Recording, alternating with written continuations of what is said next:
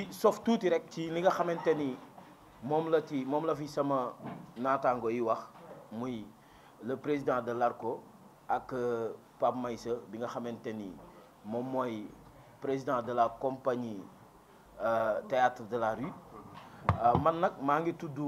Abdoul Ahad Mbacké Ndiaye ñu gën ma xam ci Tan Bombe ma nekk artiste comédien en même temps nekk président compagnie Bëgg Sa Réew de Guédiawaye nekk aussi directeur festival international de théâtre de Guédiawaye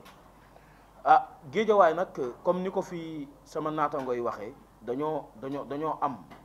ay jafe-jafe ci wàllu aada ak cosaan bu ma waxee aada ak cosaan mooy culture ñu am ci jafe-jafe bu doy waar boo xamante ni depuis sous Macky Sall bi mu nekkoon premier maire de la ville de Guédiawaye ba ci Ahmed Aïdara chaque jour dañuy jànkonteeg ay jafe-jafe bu ma waxee jafe-jafe nag mooy képp xam culture xam ni compétence transférée la muy aada ak cosaan bépp mairie wala collectivité locale boo gis am na budget boo xamante ni dañ ko alloué à la culture maanaam aada ak cosaan daf ci am wàll. léegi nag man question bi may posé mooy depuis boobu ba léegi budget culture buñ ko deful ci culture fan lañ koy def te loolu nag dama ci interpeller état parce que am na ci part de responsabilité li tax ma ne état am na ci part de responsabilité mooy partout au Sénégal fépp foo dem amul benn compagnie de théâtre wala benn association privée boo xam ni culture lay yëngu nga ni damay jot subvention ñëpp dañ koy jooy kon du Géejawaay rek moo am jafe-jafe boobu waaye Géejawaay da cee raw pourquoi ma ni Géejawaay da cee raw parce que Géejawaay dañ ne ville culturelle la mu nekk dëkkuwaay boo xamante ni jeunes yi majeure partie culture la ñuy def aada ak cosaan Géejawaay ku ko xam ni ku fay jógee di liggéey da ngay dem feneen dem liggéeyi fa waaye amul bërëbu liggéeyukaay kuy dem di liggéey rek yow yaay créer sa entreprise bopp wala nga dem feneen liggéeyi fa mais Géejawaay li mu am mooy culture chaque jour bu 17h jotee foo dem même école yi même CEDEPS yi da ngay dem fekk gars yi di fa yëngu ci wàllu culture nga xam ni jeunes yi bëgguñu lu dul culture mais nag bu demee ba nga xamante ni jeunes yi dañoo jóg wutali culture surtout à Guédiawaye ba pare amuñu appui amuñu subvention amuñu lu leen jàppale mais loolooy waral après conséquences yi di am par rapport ak les acteurs culturels conséquences yi may wax ñun ñëpp xam nañ ko comme ni ko Cheikh waxee depuis suñuy maam suñuy papa ñi fi jaar da ngay gis ku ci feebar ñu ne nañ ko ketal mais est-ce que loolu dafa war a wéy te nga war a dund ci sa culture ci sa aada ak cosaan parce que mënoo di def ay activités mënoo di liggéey ci culture ku mel ni man ku mel ni Cheikh Mbacké Pape Maïssa presque lu ëpp 25 ans amoo looy def lu dul culture yënguwoo ci leneen léegi kooku bu fekkee appuyé wuñ ko wala subventionné wuñ ko après nan lay dundee wala nan lay njeexitalu àddunaam yan conséquences moo ko ci mën a fekk dafa dem ba waxuma la suñu famille mais àdduna bépp dañ ñoo xeeb ndax boo nee culture laay def wala aada ak cosaan laay def sax koo ko wax sax mu xeeb la pour lan parce que xam nañ ni ñi nga xamante ni ñoom ñoo nekk ci réew mi nekk dans les instances de décision dañ ñu sous-estimer léegi sous-estimer boobu ñun sous-estimer dafay law ba ci population bi dañu lay gis sax nga nekk un artiste mais pour ñu teg la fi ñu la war a teg sax c'est tout un problème parce que nit nag la nga gis ci say kilifa moom ngay doxalee léegi nag ñun les acteurs culturels engagés de Guédiawaye pour bien préciser parce que Guédiawaye bari na ay acteurs culturels xëy na am na ñoo leen fi gis am na ñoo leen fi gisul mais dama ne les acteurs culturels engagés de Guédiawaye du ñun ñuy kase am na tamit ñu ñëwul parce que dañoo jàpp mais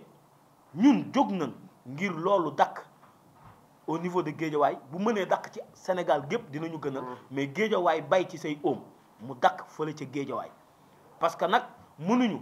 di organiser ay manifestations comme ni ko Cheikh waxee ay festival ñun ñi ñëpp dañuy organiser ay festival ñun ñi ñëpp dañuy def ay répétition ñun ñi ñëpp dafa am ay producteurs am ñoo xamante ne ay scénaristes la leneen ak leneen di yëngu ci wàllu audiovisuel te mënuñu am subvention le maire Ahmed Aïdara man damay tudd turam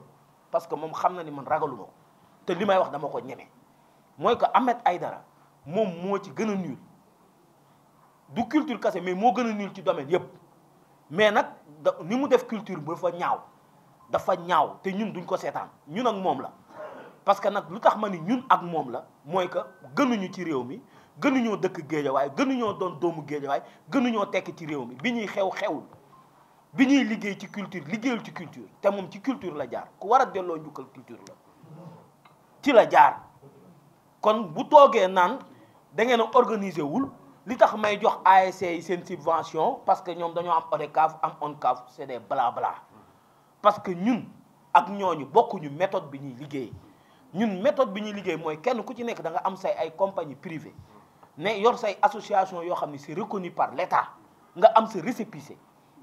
xam nga bu baax ñi nga xamante ni ñooy def chaque jour ay manifestations culturelles xam nga bu baax ñan ñoo ci yor ay projets yoo xamante ni yu fiable la xam nga bu baax ñan ñooy liggéey kon boo ne ñooñu ñu war a jot seeni subvention nga ni du ma ko joxe parce que il faut ngeen am benn fédération wala ngeen am nangam du moom moo ñuy imposer loolu te mu yor suñu xaalis quoi qu'on puisse dire suñu xaalis la yor saa yu ñu voté budget culture même buñ ko boo voté wul xaalis ba fan lay dem même buñ ko voté aussi xaalis bi fan lay dem loolu dafa war a leer ñun nag bañuñu ci dara bañuñu ci ba procureur bañuñu ba cour d'appel bañuñu ba fenn il faut ñu xam ne ñun dañoo am suñu ak suñu yelleef te suñu ak suñu yelleef boobu dañ koy jot ci mu neex wala dañ koy jot ci mu naqari bu fekkee bëgg na continuer nekk ci mairie bi loolu laa amoon lu may wax en grosso modo merci beaucoup. fi ñu njëkkee bu ko waxee mooy instant ici suñu commune la ñuy waxee déjà waxee suñu département mais waxee tamit sur le plan national mu nekk un problème réel parce que acteurs culturels yi déjà dañ leen jàppee wuñu leen ay liggéeykat tey suñu demee bay wax ay affaire ay statut de l'artiste ñu voté ko suñu demee bay xeex ba am ay copie privée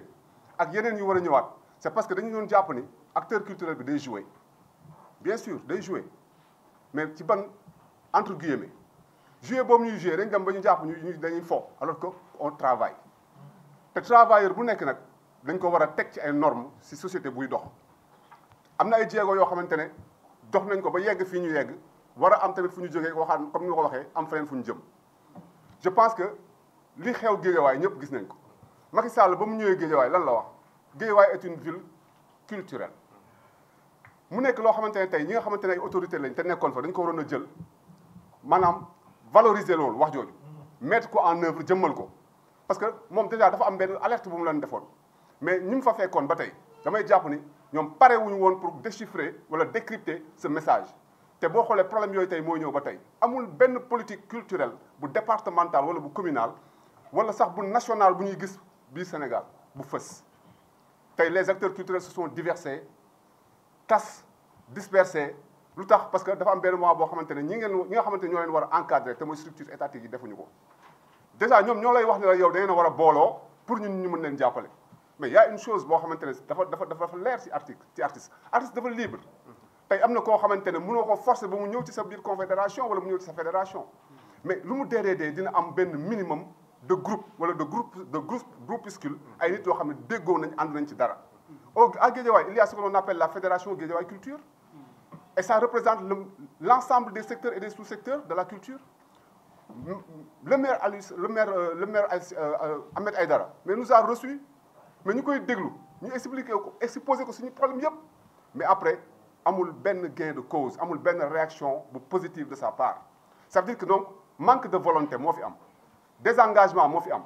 loolu nag moom laa doon waxaat muy mbéjum kanam borom ma koy fajal boppam instant bii ñu toll ñun nous sommes des acteurs culturels très engagés et très dynamiques dans notre domaine parce que comme ni ko sama gars yi waxee ku ci nekk si ñun rek am na loo xamante ne yaa ngi koy def ci mbir mi nga nekk man par exemple je suis membre fondateur de Guédiawaye Culture j'ai été membre de J-Hip Hop fondateur en ce moment je suis coordonnateur d'un projet qui s'appelle Audiokinésique et ce projet c'est quoi dañuy jàngale audiovisuel musique cinéma marketing digital lu tax ñu koy def nous sommes dit ñun bi ñu ci tollee soxla woon ko mais amuñu woon chance bi tey ñun lan la ñu war a def mooy bu ñu dee ba am benn expérience bi on doit transmettre ñu transmettre loo xamante ne dañ ko bind sous forme de projet defar ko ba mu baax invité leen ñoom ñëpp les cinq mairies en quelque sorte yóbbul leen ay demande d'invitation de soutien wala de partenariat lu mu mënti doon sans aucune réaction pour te dire mooy li gars yi doon waxaat yëgaguñ ñu xamaguñ ñu te xamul li ñu xamul mooy la culture elle est transversale tey amul benn secteur boo jël buy dox te culture yënguwu fa ci santé ci éducation ci lu mu mënti doon rek boo demee ba si biir di nga xam ni culture moo koy doxal moo koy dundal li Senghor doon wax la culture est au début et à la fin de tout processus de développement mais loolu mooy dëgg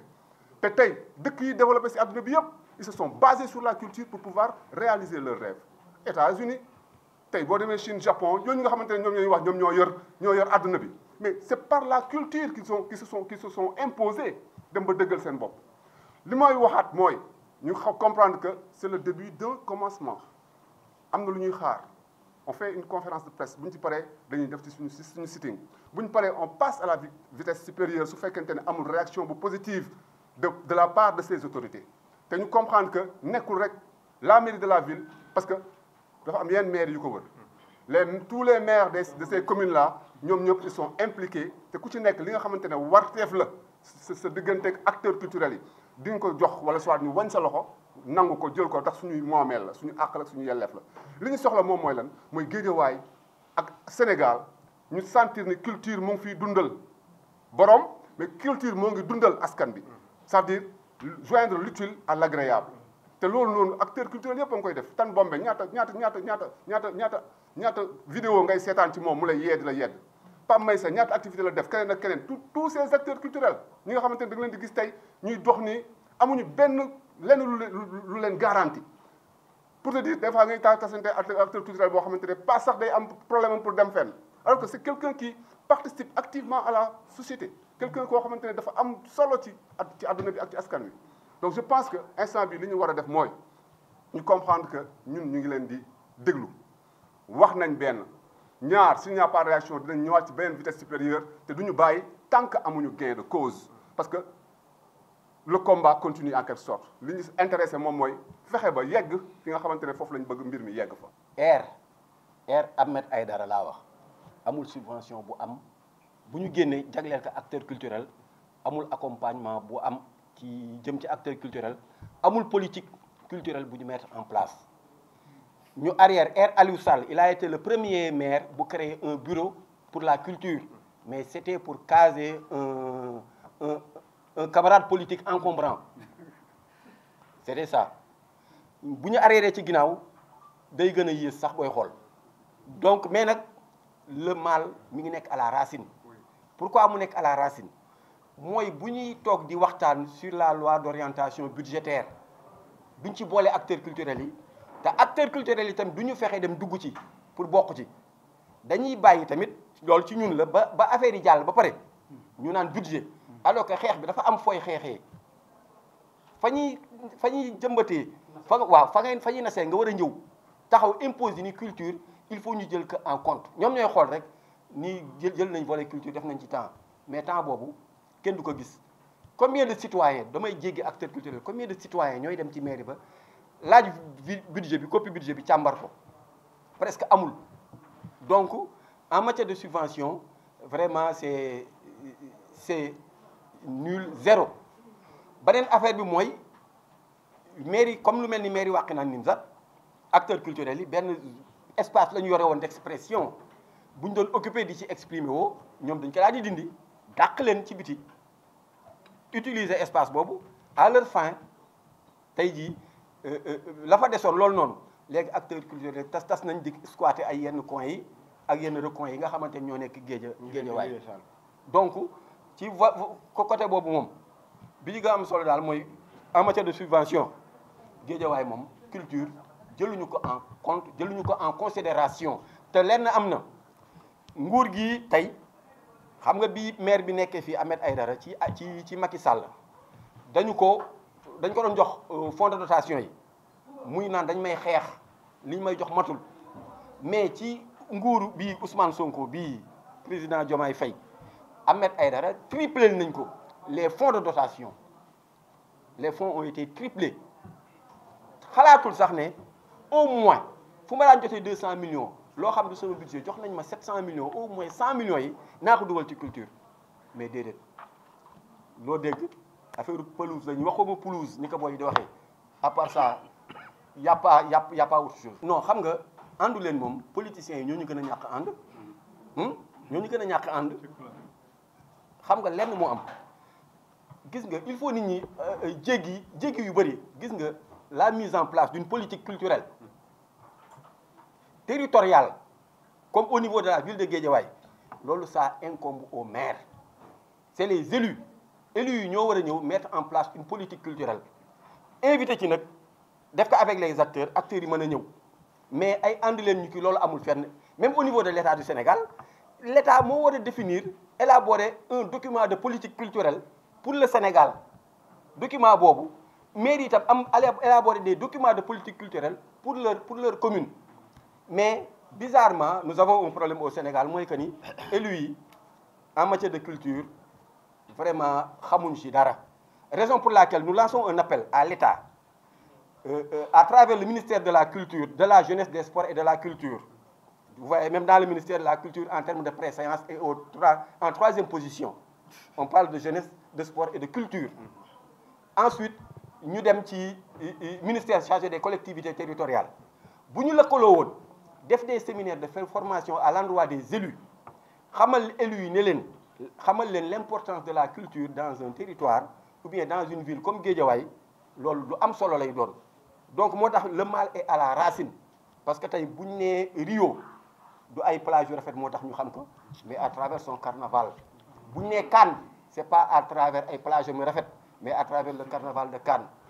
ba ci bus Burkina Faso bi ngay gis tàng na bëri na poussière